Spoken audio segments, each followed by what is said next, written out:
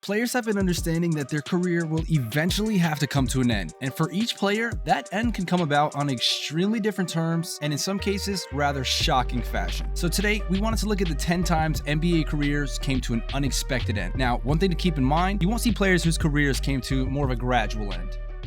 Number 10.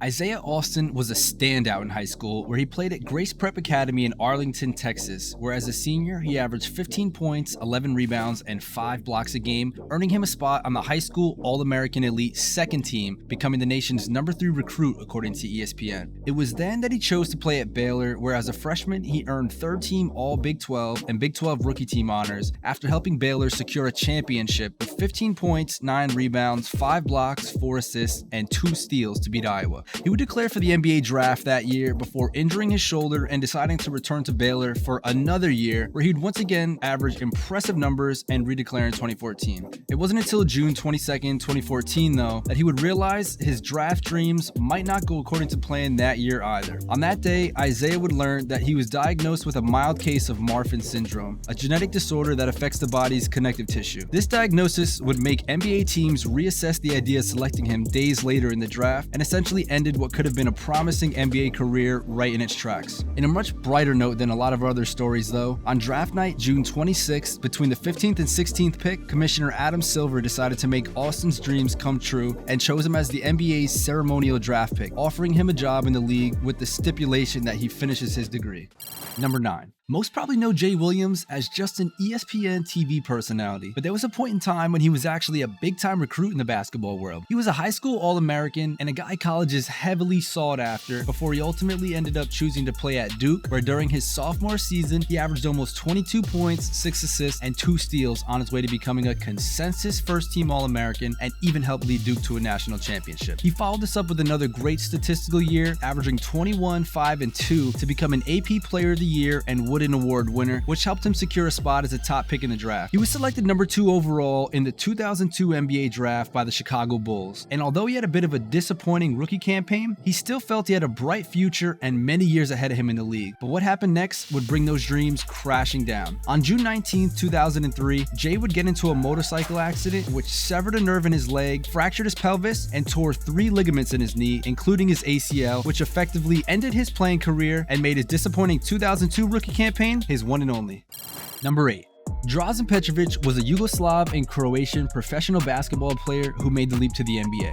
The shooting guard initially began his career as a pro in Europe in the 80s, but went on looking for bigger arenas and brighter stages before joining the NBA in 1989 as a member of the Portland Trail Blazers. After a year of mostly coming off the bench there, he was traded to the then New Jersey Nets, where he became a starter and transformed into one of the league's best shooting guards. He even managed to be named in FIBA's greatest players list in 1991, but it was during the 93 season though that he'd have his best year ever. He averaged 22 points and 3.5 assists a game, being selected to the All-NBA third team and just narrowly missing out on an all-star selection. It was the summer following this season though that on his way back from a game the Croatian national team was playing to qualify for the 93 Eurobasket tournament that he decided to drive back to Croatia with his girlfriend as opposed to catching a flight with his team, that something happened that would rattle the league to their core. On June 7th, 1993, Petrovic's NBA career was devastatingly cut short when on that ride home, a truck driver in the opposing lane lost control of his vehicle, sending his truck hurtling into the vehicle Petrovic was riding in, making contact first with the passenger side where he was sound asleep. This heartbreakingly marked the end of Petrovic's playing career and tragically his life. He was awarded many awards posthumously though, and is considered to be an extremely crucial part in the mass influx of European players into the league today. Number 7. Len Bias is a guy many say could have been a household name had he fulfilled his potential. With his start at the University of Maryland, he was viewed as raw and undisciplined, but ended up figuring it out as he developed into an All-American player. He became the ACC's Player of the Year his junior year, and after his senior year, highlighted by an overtime victory against top-ranked North Carolina, where he scored 35 points, 11 of which came in the final 3 minutes of regulation and overtime, he'd begin to be viewed by NBA scouts as the most complete forward in the class of '86. With his leaping ability, physical stature, and creativity, it's no surprise he was considered one of the most dynamic players in the nation.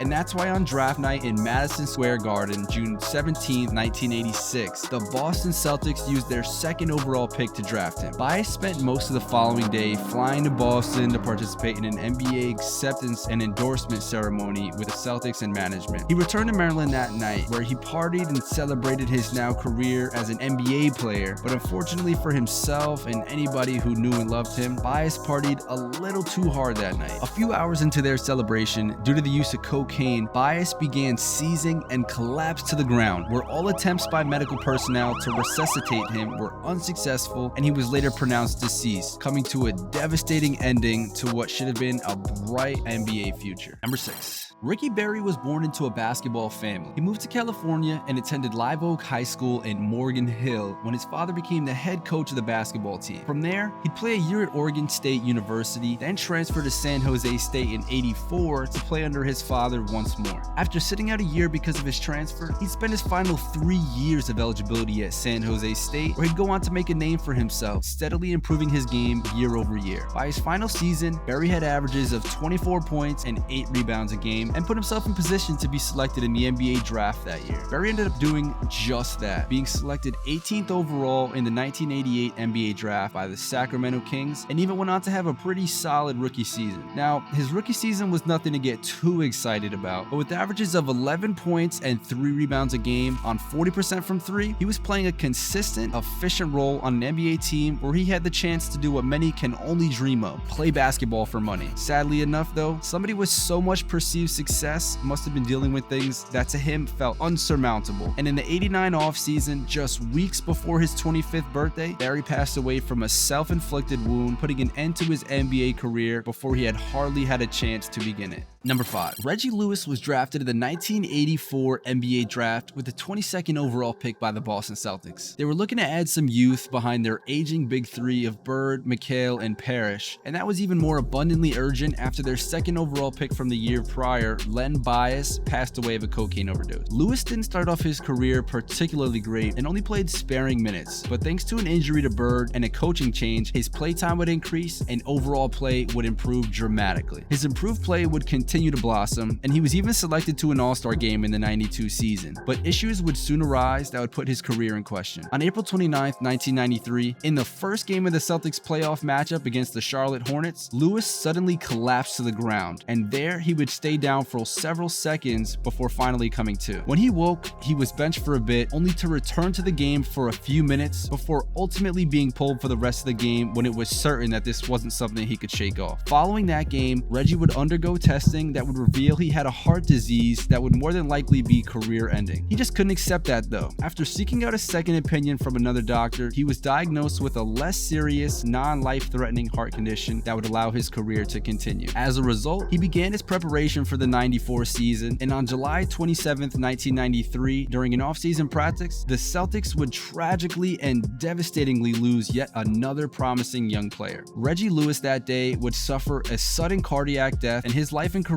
would end on that court when not even medical intervention could bring him back.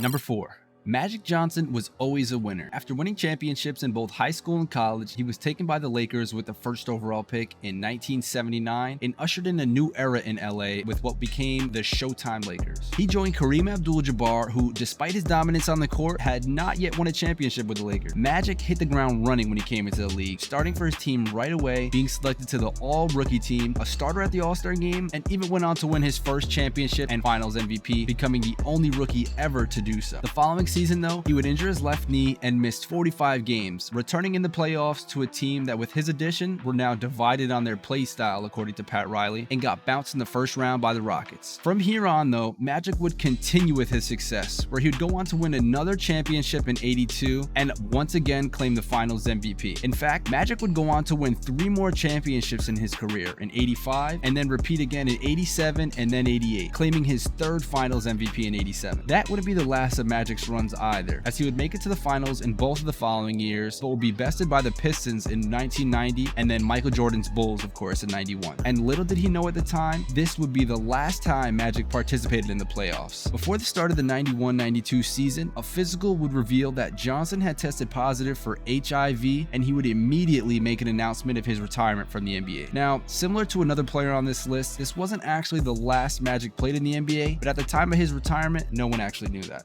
Number 3. You may not recognize the name Cuttino Mobley, but he actually had a longer NBA career than a few players on this list. He played college for the Rhode Island Rams and went on to become a second-round pick chosen by the Houston Rockets 41st overall in 1998. He began his career playing alongside Steve Francis, where they'd form one of the NBA's most elite backcourt scoring duos. During the 02 season, he would even hit peaks of about 22 points, 2 assists, and a steal. This was the longest stay of his career, playing 6 seasons for the Rockets before being traded for brief stints to both the Orlando Magic in 2004, then again the Sacramento Kings in 2005, where he'd finish out his contract and look to sign with a new team in free agency that summer. Mobley ended up signing a 5-year, $48 million deal with the Clippers, and although by this point his best years were definitely behind him, he was still a rotational guy who brought value to a team. His time in LA was pretty smooth sailing as well, up until about year 5 of his deal. On November 21st, 2008, the Clippers traded Mobley and Tim Thomas to the Knicks for Zach Randolph and Marty Collins, and it was during Mobley's physical that they discovered he had a heart condition. The same heart condition, in fact, that years prior had taken the life of Reggie Lewis. And this later, of course, proved to be career-ending when shortly after the Knicks finalized the deal, only for salary reasons, Mobley would retire from the league. Number 2. Chris Bosh came into the league with a lot of hype and ultimately lived up to it during his career as an 11-time All-Star and 2-time champion with the Miami Heat. This play landed him a 5-year, $118 million deal in the summer of 2015, but little did Bosh know he would shortly thereafter run into an issue that would make his career take a turn for the worse. In the 2014-15 season, Bosh was only able to play 44 games for the Miami Heat before his season was brought to a screeching halt. At All-Star Weekend, a blood clot appeared and Bosh was forced out for the remainder of the year. After seeking medical help and resolving the immediate issue, he was brought back the following year during the 2015-16 campaign, but after just 53 games, eerily similar to the year prior, he was shut down for the season after arriving in Toronto for All-Star Weekend when another blood clot appeared. After another evaluation, it was decided Bosh's issue could result in something life-threatening had he persisted in trying to continue to play professionally, and at that point, the Miami Heat decided they couldn't allow Bosh to make that decision on his own, not for their team anyways, and so they waived him from their roster, where he'd look around for a bit more at alternatives with other teams, but ultimately decided to wrap it up shortly after at just 31. It's also worth pointing out that the Heat displayed their gratitude to Bosh for what he helped them accomplish by announcing they would be retiring number 1 in his honor. Number 1. Michael Jordan was famously chosen number 3 behind both Hakeem Olajuwon and Sam Bowie in the 1984 draft. But by the time his rookie season started, there weren't many in the whole league who were more favored than him. Jordan even became an all-star starter his rookie season, where he famously was frozen out of the game with nobody passing him the ball simply because the rest of the league could not stand the amount of attention he was getting. Jordan finished the season winning Rookie of the Year, but got swept by the Bucks in the first round. The following year would mostly be lost due to a broken foot, but made it back in time for the playoffs, where he would set the still standing record for points in a game with 63 against the Celtics, although it was on his way to being swept.